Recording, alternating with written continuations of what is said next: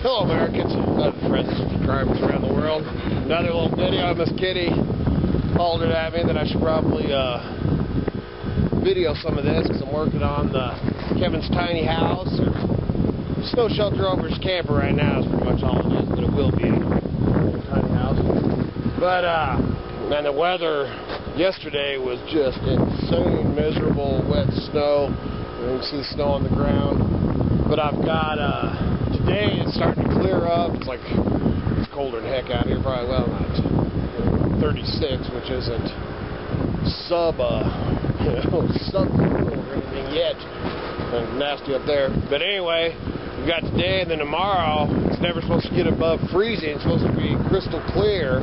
And then the storms start up again. Yesterday in that big storm, we lost our power for quite a while early morning.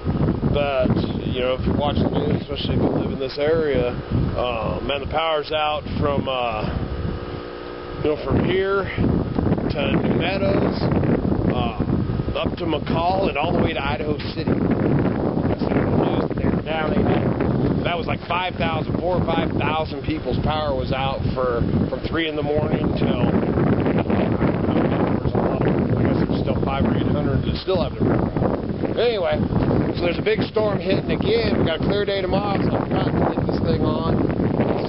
His whole livelihood's inside there. We've got some leaks, so he didn't cool seal electrical. But so I told him I'd get this on before the snow flies, and it started to fly a little bit. So I'll give you what I decided to do.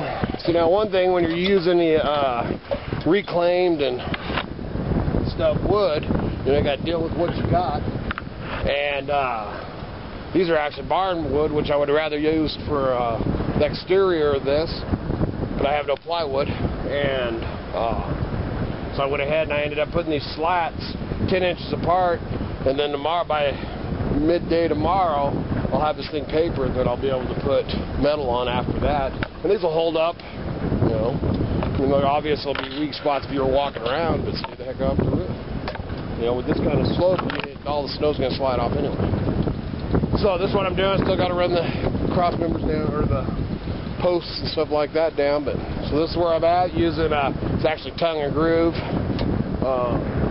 Their wall slats off that old place I built, or tore down, I mean, that old deal. And the one thing I was going to mention too is, usually when I tear down something, and if you decide you're going to, you know, tear a building down, man, clean them up while you're there, if at all possible, or as soon as you get them on your place. You know, I was in a hurry trying to get that place done before the snow flew, and just came in here, and that's how I ended up with that big pile that I've now cleaned up, and you know, didn't pull nails, you know, chop off that stuff like I usually do when I bring something in. So I've actually been having to pull nails and clean them up as I go along, which just makes more work as you're built, you know, once you have it cleaned up and stacked up. Alright, so there's a little check-in on Kevyn D's someday to be his tiny house, but right now just a snow shelter over a camp. Y'all have a good day. Stay warm out there.